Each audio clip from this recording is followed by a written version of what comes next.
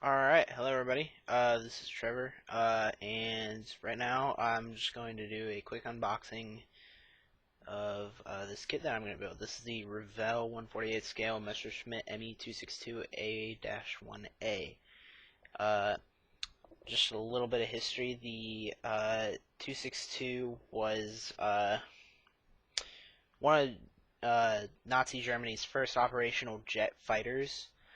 Uh, it was armed with four 30mm cannons, and I believe it was able to go 150 kilometers faster than any Allied aircraft, which probably would have been the Mustang, um, being as that was the fastest fighter that it probably engaged. So I'm just going to open this up and show you guys what's inside, and yeah. First of all, taking a look at the box, you have some pictures there of what you can do with the kit. I think it's supposed to be the landing gear extended. I don't think there's many options for having the landing gear closed, which is how I'm going to build it, so there might be some surgery involved. I'll just have to look at the parts. Let's see, the box art is the same as the front cover on the other sides. So, we'll get this open. Standard size Revell box, by the way. Skill level 2 for all those Revell monogram kits. Okay, so first thing, top of the box, clear parts. Let's see, that looks like 3 canopy pieces, and I don't know if you guys can see it right there behind my or in front of my thumb. That is a what seems to be a glass armor plate that was very common in World War II. It was also very common to slant the front windscreen, I guess you could call it, of the glass, so that any bullets going towards the pilot wouldn't necessarily penetrate the cockpit, which is a good thing. Let's see. Also, it should be noted with this kit, I'm using a pilot from another kit. It's a Revell pilot, though. It's from the P47N that I just built. I'll probably post some pictures or a video of that, but this is a sitting down pilot. I believe the kit only comes with standing up figures. Anyways, pull out the plastic parts here. First, I'd like to take a look at the instruction booklet. This is a nice thing where Revell has not folded it and just laid it down in the bottom of the box. I wish they did that more often, because my instruction booklets end up looking like this anyways, except with a crease in them. So, opening it up, yep, decals. I'll take this off. So you have your German crosses, your numbers. Looks like some detail for the cockpit. You have yellow stripes, swastikas, and a few stencils. So it looks nice. It's not too big. I mean, you can see next to my hand. It's not too big, but it's got a good number of details on it. Looks like maybe fuel stuff too. So it looks like Revell's done a nice job with them. Revell decals I've been very pleased with in the past. So looks like these were printed in 2012. So being February 2015, I think these should be just fine. It's also worth mentioning they seem to be pretty thin and printed very well. So yeah. All right. I'm going to put that aside. Alright, now this is a typical Revell instruction booklet. One of the nice things I like about the Revell booklets is they don't specify a company that they want you to use, because it's kind of funny. I actually prefer using Revell kits in Tamiya, or Tamiya, however you like to say it, paints. So, but you can see on the right side here, I don't know how well you can see that, but they have a letter code for each color that they want you to use.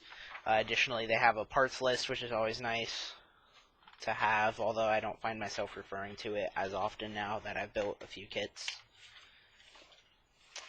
Another thing there. Something interesting about this kit is that they have you put the fuselage halves together first. I think what I'll probably end up doing is building the cockpit tub and gluing the fuselage together and letting that dry and set as I paint the cockpit, because I like to spend a lot of time on my cockpits. You see, there's cannons here, landing gear construction, a lot of nose detail. Additionally, there's some engine detail on this page included in the kit. So, all in all, it looks like a standard Revell construction. There's a few modifications that they're showing you can do. And as you can see, it looks like you have two figures, ground crew and a pilot. That's nice. And then we'll move on to the paint guide here.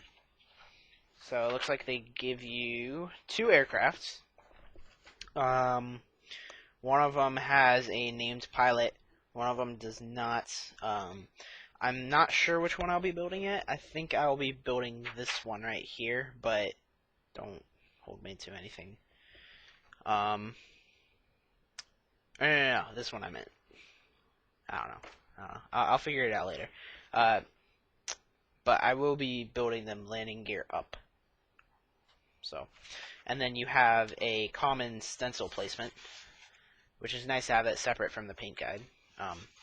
So yeah, that's the instructions. I'll go ahead and get the decals back in there. And we'll set this aside and get into the plastic kit itself. So there's one bag, aside from the clear parts.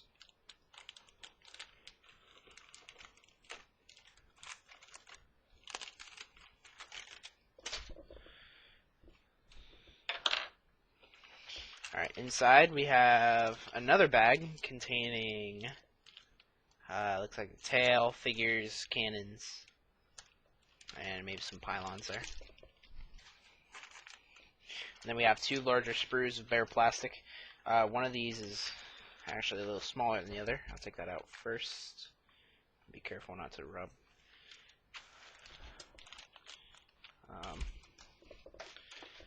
You have right here fuselage halves. Looks like one of the cannons, just some plates, armor plates, detail bombs, engine intakes, I think, and the nose with some gun port detail. It should be noted that the fuselage has raised panel lines. That doesn't bother me too much, although coming from one of my most recent builds, the Revell P47 with very nice engraved panel lines, recessed panel lines, I should say. It's kind of a disappointment. There's an armor plate for the cockpit that has not a whole lot of detail, but I mean, it's an armor plate, so. Finally, we have one large sprue. I think the largest that'll fit in that box.